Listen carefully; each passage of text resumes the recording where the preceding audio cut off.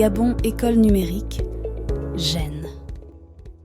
Salut, bienvenue dans les bases des mathématiques primaires. Aujourd'hui, nous allons voir les lexiques des symboles mathématiques niveau primaire. Tu as du mal à retenir des différents symboles? Ne t'inquiète pas.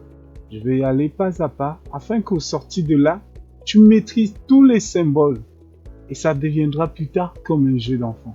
Tu vas voir. On va commencer. Les symboles de mathématiques sont des signes utilisés pour représenter des nombres, des opérations, des relations, etc., etc. Donc, c'est-à-dire, si vous avez un nombre et si vous voulez faire des opérations, si vous voulez faire des soustractions, c'est ce à quoi nous servent les symboles mathématiques. Entrons dans le vif du sujet. Comme premier symbole, nous avons le symbole plus qu'on a ou souvent, on fait souvent le signe de croix plus.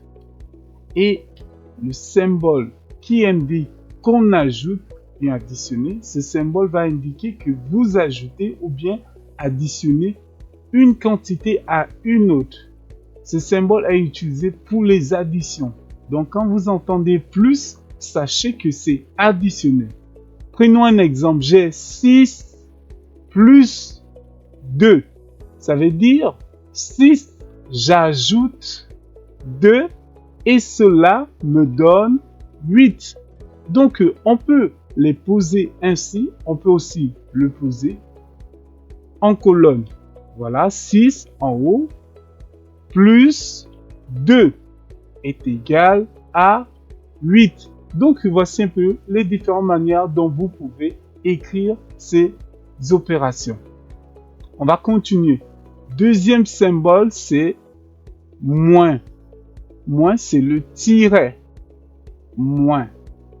Et moins, normalement, ce symbole indique qu'on enlève.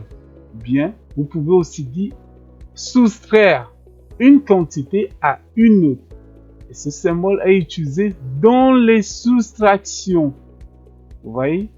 Quand on vous parle des soustractions, sachez qu'on est en train de dire enlever ou bien soustraire. Vous voyez? Les trois. Donc, prenons un exemple. Vous pouvez écrire 6 moins 2. Ça veut dire, encore, on peut aussi lire 6, j'enlève 2. Ou bien, on a 6 et on soustrait 2. Vous voyez? Et ça nous donne 4. Très bien. Vous voyez? Là, une autre façon d'écrire cela, vous pouvez écrire 6 en haut et 2 en bas, moins 2, ça nous donne 4. Donc, voici les deux façons dont vous pouvez écrire ces opérations. J'espère que c'est bon. On va continuer. Comme troisième symbole, qui est la multiplication.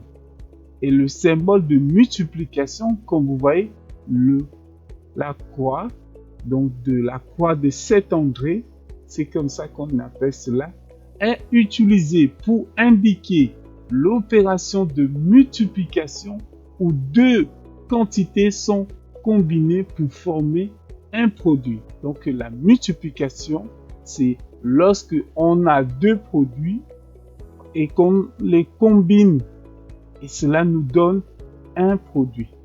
On a deux quantités et qu'on combine, cela va nous donner un produit. Prenons un exemple, 6 fois 2 ou bien 6 multiplié par 2 et cela nous donne 12. On peut aussi l'écrire par colonne, 6 fois 2, cela nous donne 12. Nous connaissons déjà la multiplication. Voyons un autre symbole. La division. Donc, le symbole de division est utilisé pour représenter l'opération de division où une quantité est partagée ou repartie en parties égales. Sachez que lorsqu'on parle de partager, cela s'agit d'une division. Donc, vous pouvez dire ainsi, 6 divisé par 2, cela nous donne 3. On a 6 bonbons et vous voulez partager cela à 2 personnes. Sachez que cela fait appel à la division. Voici comment on écrit ça. Voilà. Voilà comment on écrit 6 divisé par 2. Donc ici, que voilà un peu. Et comme suite, on a le symbole d'égalité. Symbole d'égalité. Symbole qui indique que 2 quantités ont la même valeur. C'est vrai qu'on a déjà vu égalité depuis, mais je ne vous ai pas parlé de cela. Ce symbole où on voit 2 tirets, l'un au-dessus de l'autre, on appelle cela égalité. Et on a un exemple, comment on écrit. Par exemple, on a 6 moins 2. Cela est égal.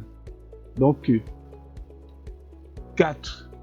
Donc, 6 moins 2. Si j'ai 6 et on enlève 2, cela est égal à 4.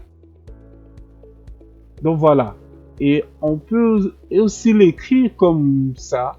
Donc, voilà un peu l'égalité. Le symbole d'égalité, cela montre que c'est des mêmes valeurs. Vous voyez? Par exemple, on va prendre un exemple concret. Vous allez prendre la taille de Ondor et la taille de Piga. Et vous constatez que Ondor et Piga ont la même taille. Là, on parle d'égalité. Donc, vous voyez, on continue. L'autre symbole, c'est inégalité. Symbole qui indique que 2 quantités n'ont pas la même valeur. Effectivement, prenons un exemple. On a 6 qui est différent de 2. Parce que 6 est différent de 2. Vous voyez? Donc, on met les deux. Vous voyez ici. Pour l'écrire, je vais vous l'indiquer. Ici, c'est-à-dire, vous faites d'abord un tiret d'égalité. Vous voyez? L'égalité. Et là, on vient le barrer. Ça veut dire que c'est pas égal. Vous voyez? C'est ça. Voilà. On continue. On a plus petit que. Le symbole plus petit que. Symbole qui indique qu'un nombre est plus petit qu'un autre. Prenons un exemple. 2 est plus petit que 6. 2 et 6. Qu'est-ce que cela veut dire? Quand vous allez lire, vous commencez, parce que la comparaison se fait en fonction du premier. Vous voyez ici, on a 2 et 6. Ici, 2 est plus petit que 6. Donc, vous voyez, il regarde au côté de 6. Voilà, comme ça. On continue. On a le symbole plus grand que. Et ces symboles sont toujours là pour nous aider à faire des comparaisons.